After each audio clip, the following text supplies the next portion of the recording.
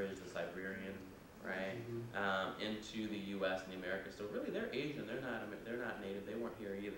Well, Vine Deloria, who's a Sioux scholar, he passed away in the last year or two. He wrote in a book, Red Earth, White Lies, that, you know, on the reservation, we teach that a bridge, just like the Bay Bridge, which is in San Francisco, or your Washington, I guess, the bridge there, I think that's the right name.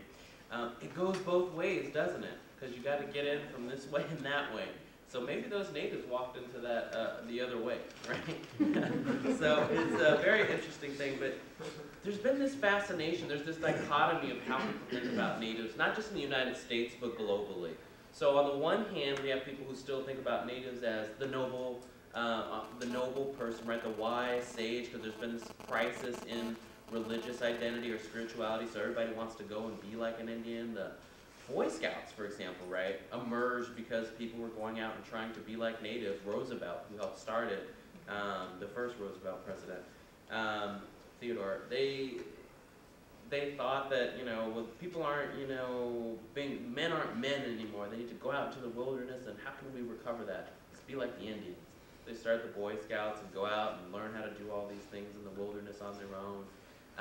The other place where this has happened, though, is in terms of religion and spirituality. And Sarah's work has been very important in this, and it speaks directly to this passage in a film. She actually studied issues of neo-shamans or new shamans, people who actually, some native, but mostly non-native people who are out in different communities, basically selling native spirituality and culture, teaching people ceremonies, if you will. There's a classic film called White Shaman, Plastic Medicine Men, and you'll see all these folks in there who are beating on drums, right, doing the Hollywood. That's not how native people hit a drum, right? The drum is considered like the heartbeat, and it has a spiritual significance and meaning.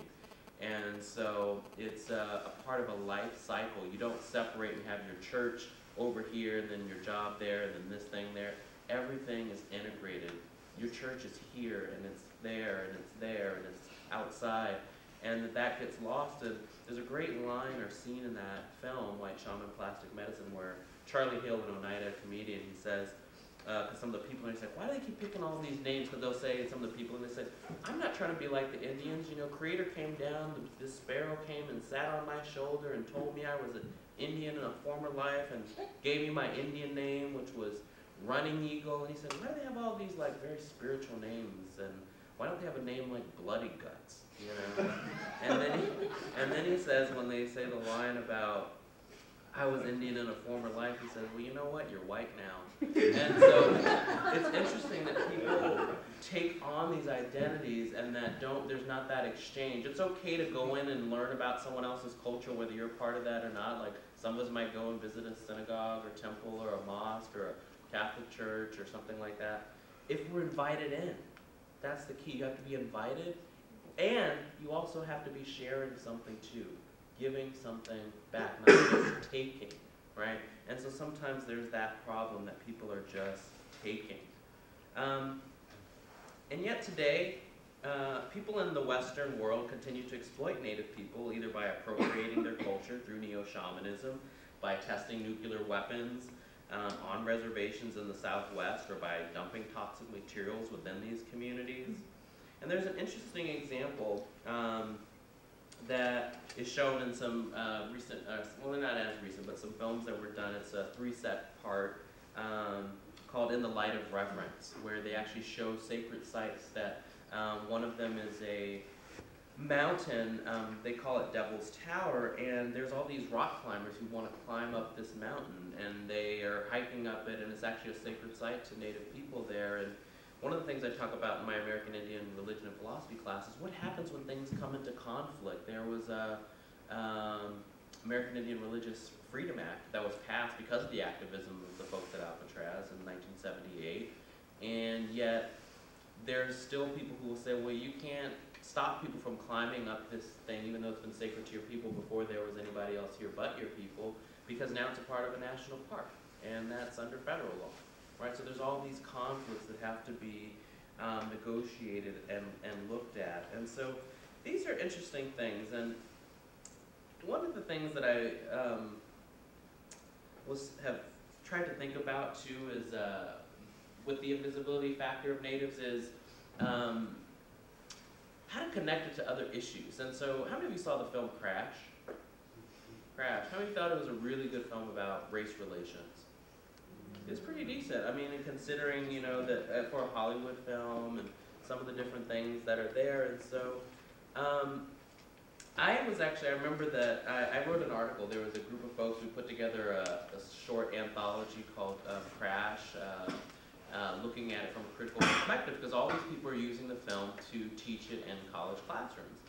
And so I actually wanted to write something on the Native perspective, and so it's Crash, an Indigenous-centered perspective to healing the soul wound. And in it, I basically remember people were talking about Crash, and I was at an Oscars party actually in 2005, and Crash won for Best Film. And a lot of people were really upset at this party, which was a mixed group. There were white and people of color and LGBT folks, and some of the people were really disappointed, and they said Brokeback Mountain should have won. I was like, that movie wasn't so great either. And so one of the things the critiques they said is that people of color would walk away from that film feeling frustrated because everyone would say, well, everyone's prejudiced or everyone's racist. And they said that people who lacked a serious anti-racist framework who were European descent would say that same thing, right? And one of the things I talk about in here is, yet again, we have Officer Ryan, if you remember. This was Matt Dillon's character, who is the savior after he molests, right, and uses his power given to him by the state, right, which makes it a sanctioned act of the state against a black female body, right, and also the racialization of her as a mixed-race woman is interesting. That after he assaults her, essentially, then he saves her from a car. And it reminds me of that motif of there's always the savior in the community of color, but never is it the person from the community. There's all these last, right? Last of the Mohican, last of the samurai, right? And it's Tom Cruise and O'Day, or whatever his name is, and even what's the other one? Although it wasn't the last one. What's the one that? Well, that's different. I'm thinking of Apocalypto, but he wasn't the last one. But it's interesting, right, that there's always the person who will save the community is not actually from the community. So I want to be a part of the community and dress like them. Well, I know who it was. I was going to mention Kevin Costner. Even though he's not the last, he's also going the native. He becomes the native, right? But in this film, I talk about the soul wound being the greatest among the white characters in the film because of this loss of connection to their ancestors. And I say, how do you recover that hoop? How do you recover the identity of being Irish and French and German and Italian so that you can connect with your ancestors and you'll understand why people of color talk about what it means to be a person of color, because you can relate on the same level culturally. So I say there's a loss there, that we actually do a disservice when we only talk about white privilege, because that's very messy. It's not just privilege, but that's just guilting people. I don't think we should be guilting people. I think people should talk about the historical ramifications of disproportionate access to resources on the one hand, but there also has to be some discussion of responsibility, but cultural identity and empowerment, right? What does it mean to be a member of a certain community? And so I think that's really an important thing that I suggest in that film.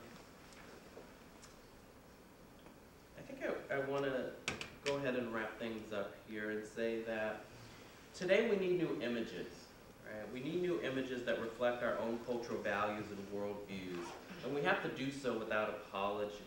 Today, college students, faculty, staff, and administrators are still asking many of these same questions.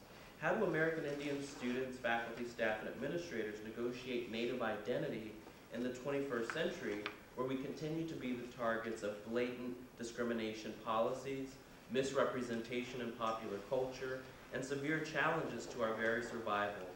Today I want to conclude by saying we have the power to define Indigenous communities and our role within social justice movements, within cultural revitalization movements. That is the centerpiece to our recovery efforts, is cultural revitalization, bringing the language back, bringing the songs back. And so together, today, you and I, we can begin the process of forever changing the landscape of our communities by embracing the fact that our power lies in building critical coalitions with other oppressed peoples that recognizes our full humanity, our right to exist, our right to love, our right to learn, and yes, our right to reject a history that says we are no longer here. We, the First Nations people, and this month that just passed, November, where we were the people who were honored during American Indian Heritage Month, we must remember that in truth there is power. In community resilience and participation, there will continue to be a transformative process of resistance that brings us all the more closer to a world of liberation, cultural recovery, and self-determination on our own terms and in our own voices. Thank you.